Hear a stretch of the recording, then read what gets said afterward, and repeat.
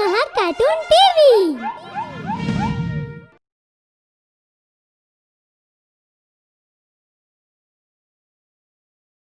Hello friends, आज मैं आपको पंचतंत्र की एक और नई कहानी सुनाऊंगी जिसका नाम है जादुई पंख और अदालत। बहुत समय पहले किसी जंगल में बहुत सारे जानवर रहते थे। उस जंगल का राजा गजराज सिंह बहुत न्यायप्रिय था। उसने जंगल में एक अदालत भी बनाई हुई थी जिसका संचालन वो खुद करता था। उसी जंगल में एक टुनटुन नाम का छोटा जिराफ भी रहता था। टुनटुन के पास मोर का एक जादुई पंख था जिसे लगाकर टुनटुन मोर की तरह आसमान में सैर के लिए जाता था। इस वजह से उसमें बहुत घमंड आ गया था। जंगल में कोई ऐसा जानवर नहीं है जो मेरी तरह उड़ सके। ऐसे ही बहुत दिन बीत गए। फिर एक दिन टुनटुन गजराज की कोर्ट में आया और बोला, महाराज, कालू बंदर ने मेरा जादुई मोर का पंख चुरा लिया। आप मुझे मेरा पंख वापस दिलवाइए।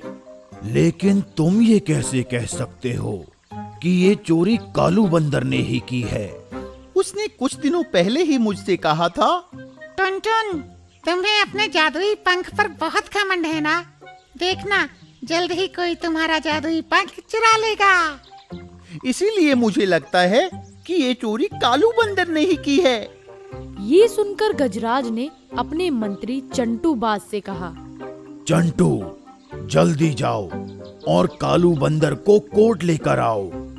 चंटू उड़कर वहाँ से चला गया और कुछ ही देर में कालू बंदर को साथ लेकर अदालत लौट आया। कालू बंदर, टुनटुन का कहना है कि तुमने उसका जादुई पंख चुराया है। नहीं महाराज, मैंने कोई पंख नहीं चुराया। तुम झूठ बोल रहे हो। तुमने ही मेरा पंख चुराने की बात कही थी। लेकिन मैंने चोरी नहीं की। उनकी बातें सुनकर गजराज ने उन्हें रोकते हुए कहा, ऐसा लगता है तुम दोनों अपनी अपनी जगह सही हो। इसीलिए कोर्ट की तरफ से तुम दोनों को एक एक वकील दिया जाएगा जो तुम दोनों की तरफ से ये मुकदमा लड़ेगा। बुद्धि राजा भालू, तुम कालू बंदर की तरफ से, और चमकू लोमड़ी, तुम टुनटुन जिराफ की तरफ से ये मुकदमा लड़ोगी। अगले दिन से मुकदमा शुरू हुआ। चमकू लोमड़ी, पहले तुम शुरू करो। चमकू लोमड़ी आगे आई और उसने अपना पक्ष कोर्ट के सामने रखा। महाराज, बहुत समय पहले मेरे क्लाइंट ने एक मोर की मदद की थी, जिससे खुश होकर उस मोर ने मेरे क्लाइंट को अपना एक पंख दिया था। वो कोई आम पंख नहीं था, वो एक जादुई पंख था। इसके इस्तेमाल से कोई भी जानवर पक्षी के जैसे उड़ सकता था। इसीलिए सभी जानवर मेरे क्लाइंट से जलते थे और इसी जलन के कारण कालू बंदर ने मेरे क्लाइंट का वो पंख चुरा लिया। इस पर बुद्धि राजा भालू सामने आया और बोला, महाराज, चमकू लोमड़ी सही कह रही है। उस पंख की वजह से जंगल के सभी जानवर टुनटुन जिराफ से जलते थे। इसलिए सिर्फ मेरे क्लाइंट पर शक करना गलत है। सिर्फ शक नहीं, तुम्हारे क्लाइंट ने मेरे क्लाइंट को धमकी दी थी कि जल्दी ही वो पंख चोरी हो जाएगा। तो अगर मेरा क्लाइंट कहे कि महाराज पतले हो जाएं, तो क्या महाराज पतले हो जाएंगे? महाराज मोटे हो या पतले हो, हमें उससे क्या मतलब। तुम हमें हमारा जादुई पंख वापस दो। हमारे पास कोई जादुई पंख नहीं है। खामोश, ये बहस करना बंद करो और किसी के पास कोई गवाह या सबूत हो तो पेश करो। ये सुनकर बुद्धि राजा भालू सामने आया। महाराज, मैं चंटू सियार को बुलाना चाहता हूँ। इजाजत है। जिस रात चोरी हुई, क्या उस रात कालू बंदर तुम्हारे साथ था? हाँ, उस रात कालू बंदर मेरे साथ मेरी गुफा में ही था। ये सुनकर बुद्धि राजा पीछे हट गया और फिर चमकू लोमड़ी आई और चंटू से सवाल जवाब करने लगी। चिंटू सियार, अभी तुमने ये गवाही दी कि चोरी की रात कालू बंदर तुम्हारे साथ था। लेकिन क्या कोई तुम्हारे लिए ये गवाही दे सकता है कि तुम उस रात अपनी गुफा में ही थे? नहीं, लेकिन मैं अपनी गुफा में ही था। ये देखकर बुद्धि राजा समझ गया कि चंपू को हराना आसान नहीं है। उसने महाराज से कहा, महाराज, मुझे और गवाह पेश करने के लिए कुछ समय चाहिए। ठीक है, इस मुकदमे की कार्यवाही हम 2 दिन बाद करेंगे। गजराज के ऐसा कहने पर सभी वहाँ से चले गए। टुनटुन जिराफ जादुई पंख से दूर होकर बहुत दुखी था। इसीलिए उसने चंपू लोमड़ी से कहा, चंपू, मुझे मेरा पंख वापस चाहिए।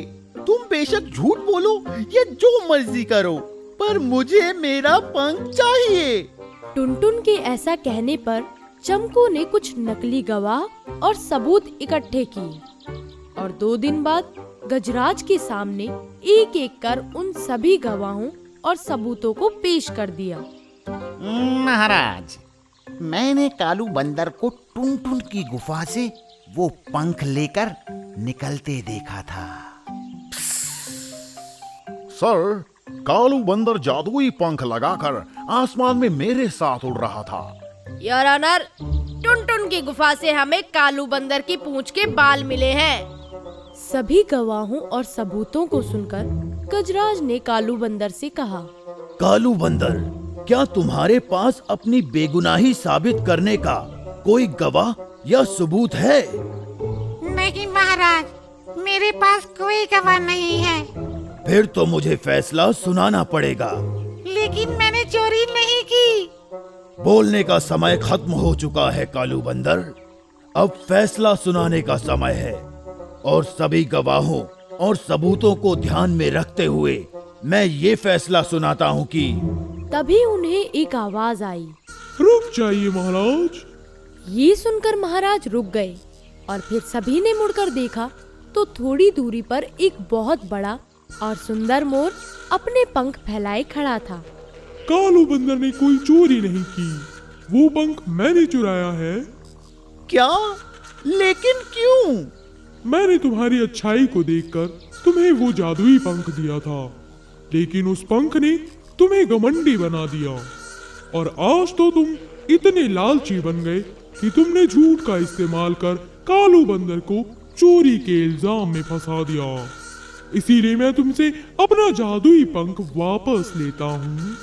ये सुनकर टुनटुन समझ गया कि उससे कितनी बड़ी गलती हो गई और पछतावे के कारण उसकी आंखों से आंसू निकलने लगे। मयूर की बात सुनकर महाराज ने कालू बंदर को छोड़ दिया और अदालत में झूठ बोलने के कारण टुनटुन को सजा सुनाते हुए कहा, टुनटुन, मैं तुम्हें 3 साल की सजा सुनाता हूँ और चंपू लोमड़ी, तुमने भी मेरी कोर्ट में झूठे गवाह और झूठे सबूत पेश करने की गलती की है, इसलिए मैं तुम्हें भी 3 साल की सजा देता हूँ।